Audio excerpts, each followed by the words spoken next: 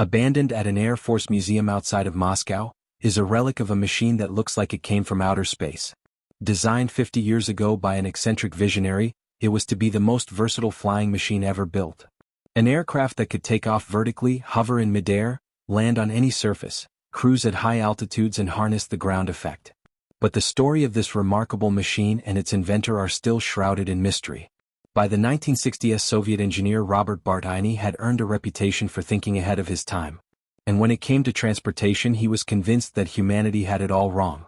After examining the speed, efficiency and carrying capacity of just about every form of transportation known to man, he came to the conclusion that the most versatile and efficient form of transport would be a type of aircraft that had yet to be built.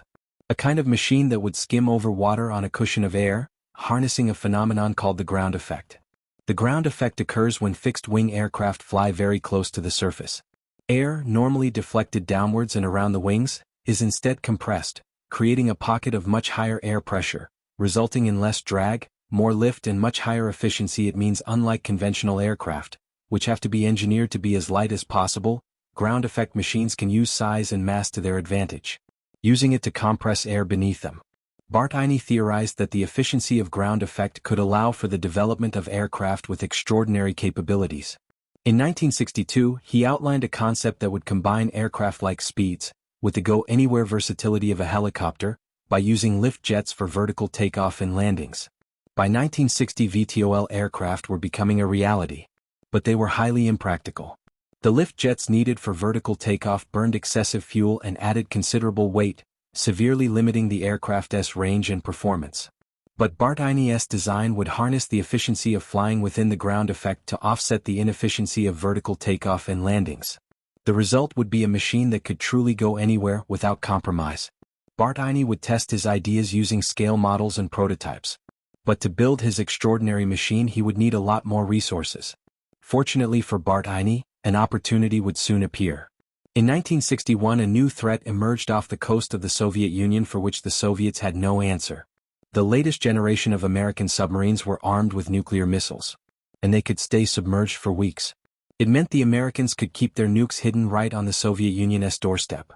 And with over 70,000 kilometers of coastline to guard, finding these submarines using a conventional navy would be next to impossible. Faced with an enormous strategic disadvantage, Soviet leadership saw a potential solution in Bartini's concept. Bartini proposed modifying his design into the ultimate submarine hunter. With a catamaran-like fuselage, his aircraft would be optimized to fly within the ground effect, giving it the endurance to fly long missions. But it would also have wings so that it could fly like a conventional airplane. Bartini would also equip the aircraft with both a landing gear and a unique inflatable pontoon system, giving it true amphibious capabilities. Lift jets would allow for vertical takeoff and landings from any kind of surface, giving the aircraft the ability to operate from the even most harsh and remote regions of the Soviet Union. Equipped with anti-submarine weaponry, Bartini machine could effectively counter the American threat. Impressed with the concept, Soviet leadership approved development, designating it as the VVA-14. This was a design so unconventional, it looked more like a spacecraft than an airplane. Two bypass turbojets would allow the VVA-14 to reach speeds of up to 760 km per hour and to fly up to 33,000 feet if needed. 12 lift jets would be fitted inside the fuselage, each one generating nearly 10,000 pounds of thrust. Inflatable pontoons would allow for amphibious operations, so the VVA-14 could land directly on the water and other surfaces inaccessible to other aircraft like sand, snow or marsh. To track down enemy submarines, a crew of 3 would be assisted by an electronic flight navigation and search and aim system, and would use magnetic anomaly detectors, dipping sonar and sonobuoys. With the ability to carry more than 2 tons of armament, including naval torpedoes, mines and depth charges, the VV-14 would be a formidable machine. And development was to proceed under the highest level of secrecy, with early prototypes painted in an Aeroflot paint scheme and given civilian registration number. For Soviet leadership, this was their answer to a pressing strategic problem. For Bartini, it would set the groundwork for even more ambitious designs. Such a novel design would take years to develop, and it wouldn't be until September of 1972 that the first prototype was ready for flight testing. The VVA-14's development was to proceed in 3 stages.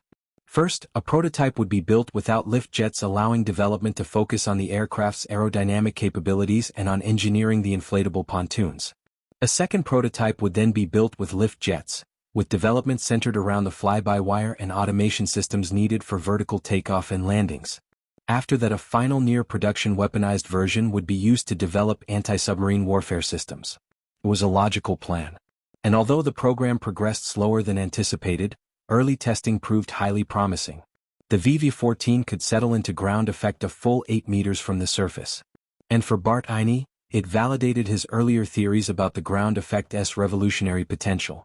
Throughout the 1960s, he drew up designs for truly enormous civilian and military transports that could harness the ground effect at even higher altitudes. Machines that could traverse oceans at aircraft-like speeds, while carrying ship-like payloads. Bartini was so sure of the concept. In 1970, he even approached the Soviet Navy with a proposal to develop 5,000-ton flying aircraft carriers. Enormous ground effect machines that would carry an air wing of up to 25 combat aircraft at speeds of up to 600 kilometers per hour. There seemed to be no limit to Bartini's imagination. But before any of his grander ideas could be realized, the VV-14 would have to prove itself. Even before the first prototype lifted off, Bartini would be already sensed that things weren't going to go according to plan. The most crucial component of the entire concept were the vertical lift jets.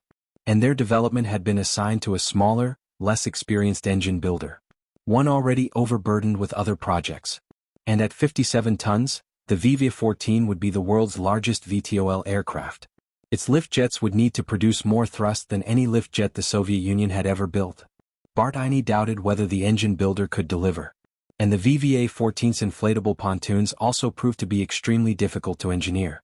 Designed to be inflated and deflated in the harshest of conditions, they used high-pressure air from the aircraft's cruise engines to fill 12 individually sealed compartments.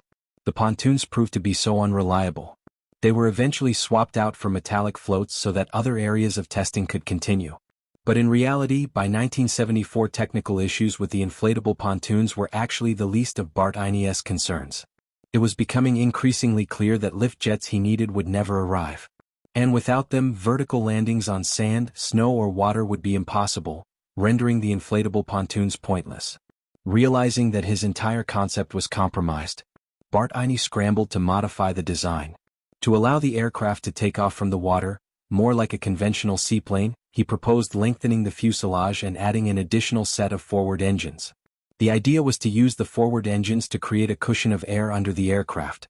But the modifications never worked, and Bartini would never live to see them tested. In December of 1974, he passed away at the age of 77. Soon after, the VV-14 program was cancelled and Soviet leadership instead ordered development of a more conventional anti-submarine aircraft. But had the VV-14's development been successful, it might be changed the course of Soviet aircraft design, because Bartini had a vision for something much bigger. With his belief in the revolutionary potential of the ground effect, Bartini was convinced that a 5,000-ton flying aircraft carrier would be possible. A machine that could rip across the surface of the ocean and reach any part of the world in just hours, giving the Soviet Union an enormous tactical advantage.